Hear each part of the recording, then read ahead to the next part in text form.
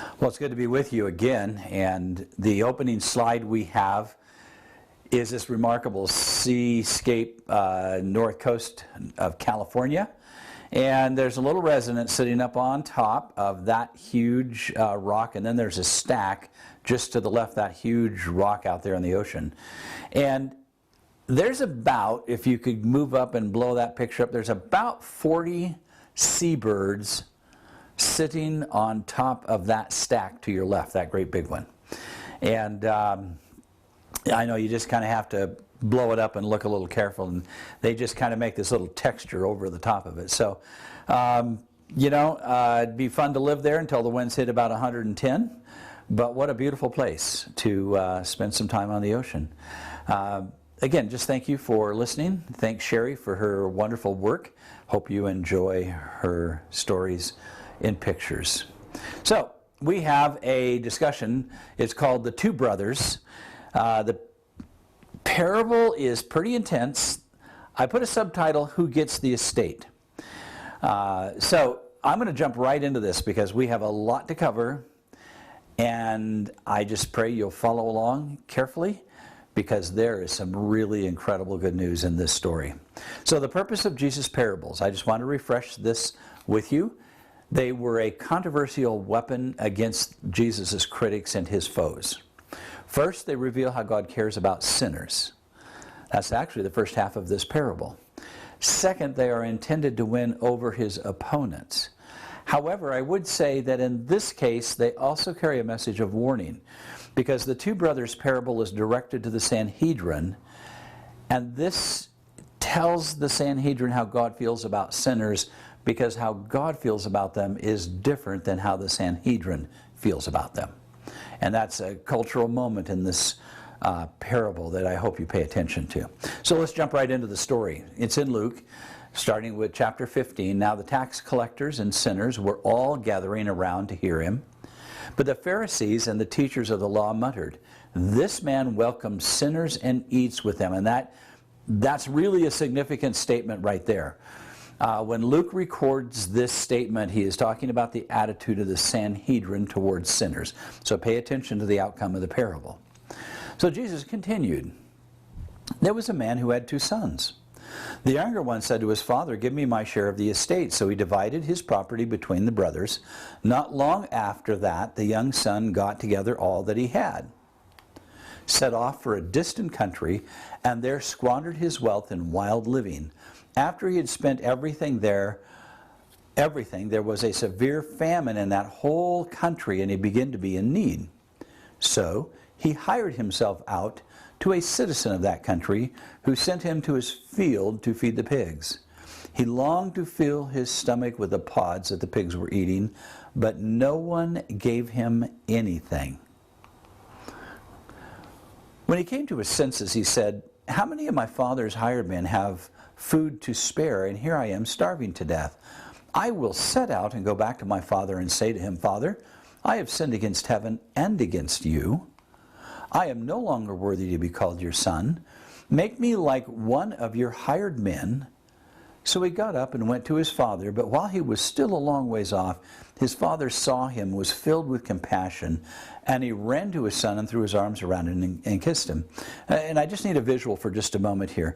You had to see the father pick up his heavy robes, lift them up, and then take off across country.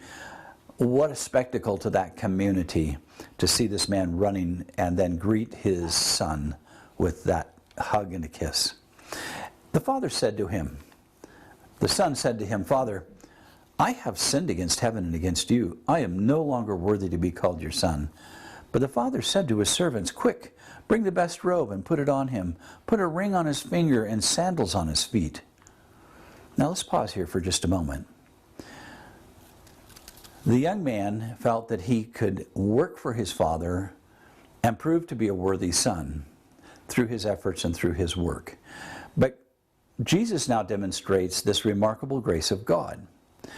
I'm going to go to Romans 2, 4, and 5, because the first half of the parable tells us what God is really like towards sinners, which is a contradiction to the theology of the Sanhedrin. Or do you not think lightly of the riches of his kindness and tolerance and patience, not knowing that the kindness of God leads you to repentance? This is what came to the mind of the young man. Notice Romans 7:24. Wretched man that I am, who will set me free from the body of this death? In the following verses, thanks be to God through Jesus Christ. And so you have this really beautiful sense in which you have Jesus contradicting the current theological view of the poor and of sinners within the culture of Jesus' time. Now, the young man represents all the sons and daughters of any age that demand instant gratification, their rights of possession, their right of disposal, their right of independence, freedom from God, or in this case, freedom from the Father, their own way over that of the Father, that often results in human suffering and despair. When we run away from the Father in heaven, we end up in our own strength, doing things as human beings that create the sorrows of our society. He represents those who've lost their connection with the family of God. Do you feel the same way about those folks as God does in the parable? When he arrives back, he unexpectedly becomes the honored guest, not an employee, not a worker, not trying to earn favor. He gets the ring, which is the Father's authority. That's like his American Express card. He gets a robe, stating that he can now walk through the streets with the new age to come, a fully restored son. He gets shoes or sandals, which were worn by free men, and a barbecue, a special celebration, a day of great joy. And they're cooking meat, which is not something that's part of everyday life during this period of time. It was for like super special occasions. So the younger son gets a live band, gets loud music, clapping of hands, dancing. Now, the slide says men only because dancing in Israel, the men would put their arms around each other's shoulders and then they would kick and go in a giant circle and celebrate. It's more like skipping, but it is effervescent joy just the same that would be expressed by all those who are attending the barbecue, this wonderful welcome home party. Now Jesus adds the ending for his hearers who are like the older brother, the second half of the parable. Persons who believe but are offended by the gospel. That you are saved by faith alone in Jesus Christ is offensive to Christians? Yes, it can be. And then Jesus is going to make an appeal to their conscience. So let's continue on. Jesus continues, meanwhile, the older son was in the field. When he came near the house, he heard the music and the dancing. So he called one of the servants and asked him, "What's going on?" The servant replies, "Your brother has come," he replied, "and your father has killed the fattened calf because he has him back safe and sound." Now the older brother became angry and refused to go in, so his father went out and pleaded with him. Now, I want you to think about this. Is it possible that some people aren't happy that sinners join the church? That they come home to the Father? Self-righteousness is a strange disease in the church. Let's continue. But he answered his father, "Look, Dad," you could say, "all these years I've been slaving for you and never disobeyed your orders. Yet you've never even given me a goat so I could celebrate with my friends." Kind of get that poor, pitiful me story here going. "But when the son of yours who squandered your property with prostitutes comes home, you killed a fattened calf for him?" Pay attention now. "My son," the father said, "you are always with me, and everything I have is yours." Those are profound words. The older brother was never without the same affection and joy and blessings as the younger. But notice what the father says. "We had to celebrate and be glad, because this brother of yours was dead and is alive again. He was lost and is found." You see, we had to celebrate and be glad. Will we recapture this sense of joy and celebration?